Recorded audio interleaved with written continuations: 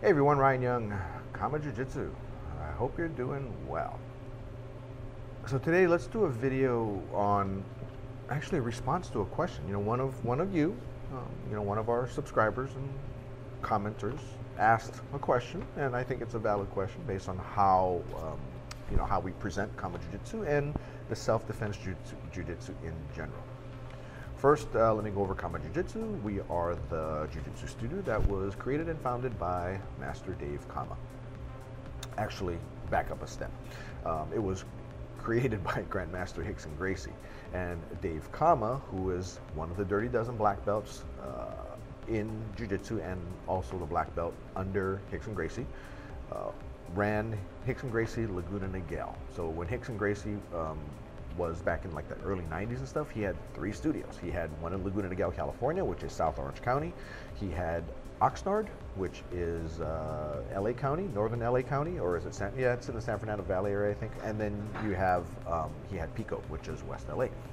So Dave Kama ran Rickson Gracie Laguna Niguel from about 1994 all the way through 2012, which makes Kama Jiu-Jitsu's academy, the Rickson Gracie Laguna Niguel, the last Rickson Gracie academy. So that's a little bit of trivia for you there, because Rickson had already closed Oxnard. Chris Saunders had gone down, and he's over at the Gracie Academy teaching. And Rickson gave his what was his Pico Boulevard studio, which became Beverly Hills or Westwood. One of those, he gave it to Crone, which became Crone Gracie, and Rickson Gracie Laguna Niguel still stayed until 2012 when Rickson retired. Then he told Dave to go ahead and take over the academy, and he doesn't want to, it's not going to have any Rickson Gracie studios anymore. So that's where it became Kama Jiu-Jitsu Rickson Gracie Team. So that's a little bit of history and trivia.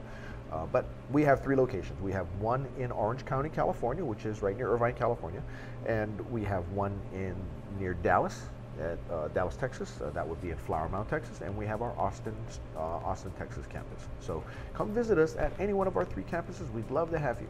If you cannot reach us over at one of our locations, then please feel free to come by to KamaJujitsuOnline.com, and you can see Kama Jiu-Jitsu's curriculum as well as our instructional videos, pretty much all done by Master Dave himself. And he's got the white to blue, the blue to purple, and the purple to brown he's working on right now. Plus, he has class notes, which are just kind of random things that are some of it is need-to-know stuff, good-to-know things, as well as some enhancements on the need-to-know stuff that's in the curriculum as well.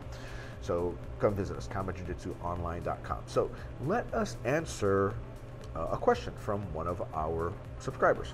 And his name is, well, not his name, his title is the Combat Engineer. So since activity helps the channel, I'll ask a question. Thank you very much. From the defensive perspective only, wouldn't a blue belt who competes with and survives, meaning he doesn't get points scored on him and doesn't get subbed by him, against a well-known black belt in a major tournament, actually prove the point of BJJ for self-defense, and in that way alone have earned an advancement? If your defense is so good as a blue belt that a former world champ at black belt can't tap or score on you, do you believe a promotion to purple is wrong?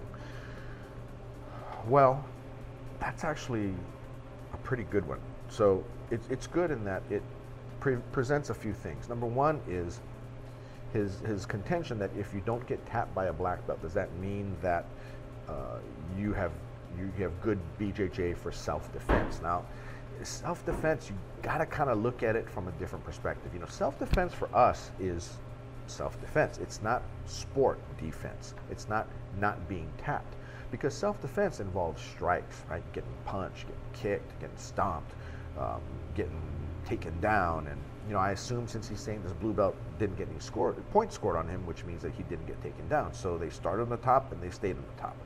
So let's kind of think of another way. Let's say you have a black belt, world champion, whatever, in his example, goes up against a blue belt who is a high school level wrestler at the state level, which means he was a good high school wrestler. And it's just on the feet the whole time. Nobody gets taken down. Well, there's no scores, right? Black belt didn't take him down, blue belt didn't take him down, it ends up 0-0. Then you could say, well, the blue belt didn't get taken down by the Jiu-Jitsu black belt. Well, that's true. But does that mean that this Jiu-Jitsu blue belt is now a purple belt? I don't think so. Now, with regard to self-defense, well, was it a fight? Was it a street fight? Was this black belt trying to punch him in the face, trying to knee him in the nuts, trying to bite him? That type of stuff. And in a competition, no, it's no. So as far as self-defense goes, it doesn't apply. Now, does it make him worthy of a promotion? That depends, right? Like I said, if it was no points scored, which means that they both started on their feet and they ended on their feet, no takedowns, then does that mean he gets a purple belt? No, it just means he's got good base. Base is very important, don't get me wrong, but no, that's not really a cause for a promotion.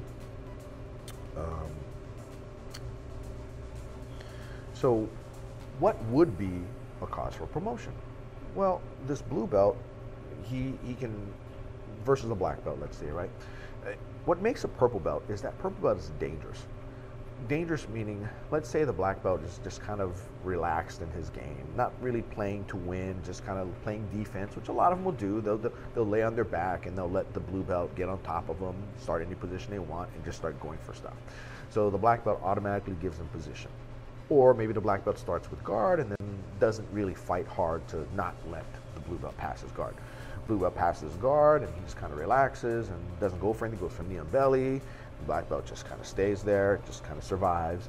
And then blue belt goes to mount, puts a hand in the collar. Black belt just kind of plays around, not really doing much. And the blue belt gets another hand in the collar, he gets it in deep. And at that point, the black belt decides, now's my time to try to escape.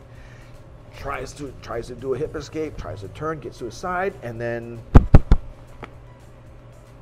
gets tapped out. Sorry, I might have hit my mic. So, so does that mean that the blue belt beat the black belt? Well, he made him tap, right? So would it make sense the blue belt goes to tell everybody, now I tapped the black belt? Well, yeah, you did tap the black belt, but how much did the black belt give you to get to that point?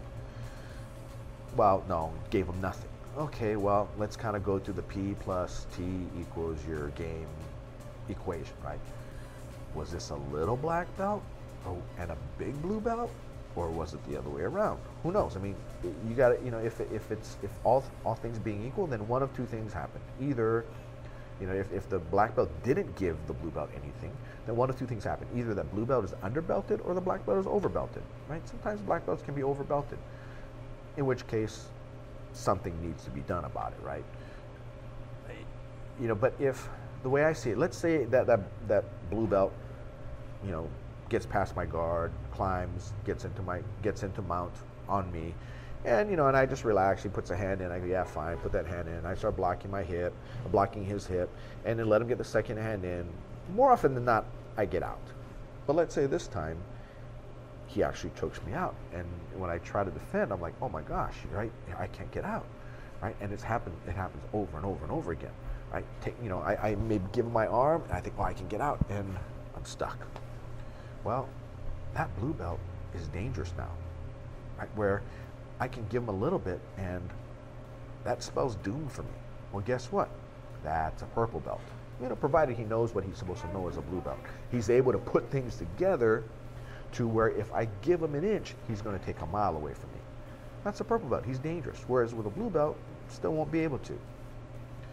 So that would be a good answer to this particular hypothetical, right? You got to give me more terms when it comes to this, but this is a good question because people are wondering this kind of stuff, right? If you're that blue belt who beat the black belt, you have to ask yourself a couple questions. Number one, did I really beat the black belt? And if I did, then you have to ask, are we the same, do we have the same equation, right? Do I have more physicality? Could I just take whatever I want from that black belt? Then yeah, that's not really fair. Then again, life is not fair, right? So, but you have to ask yourself all these questions. And at some point, there is an absolute level of technicality you need to have to become a black belt. You cannot be a wrestler who's the best wrestler in the world and be a black belt in jiu-jitsu. Not right away. Now, that doesn't mean you cannot beat a black belt, but you're going to be beating him with wrestling.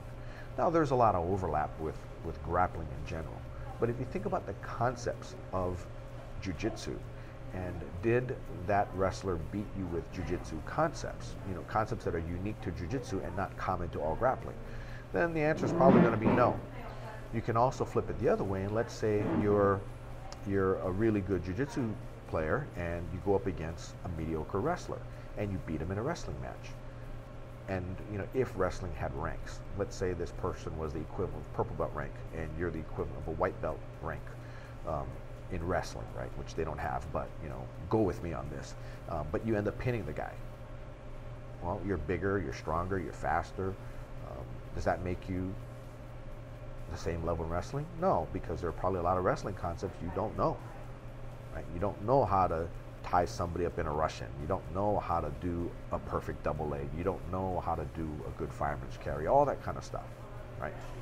So think about it in those terms and just try to apples to apples everything, and then you can get a better idea of what is correct or not. So anyway, I hope that helped to answer your question, and by all means, folks, keep them coming. I'd love to answer as many questions as possible, and let me know if you think a live feed would be something that you guys might be interested.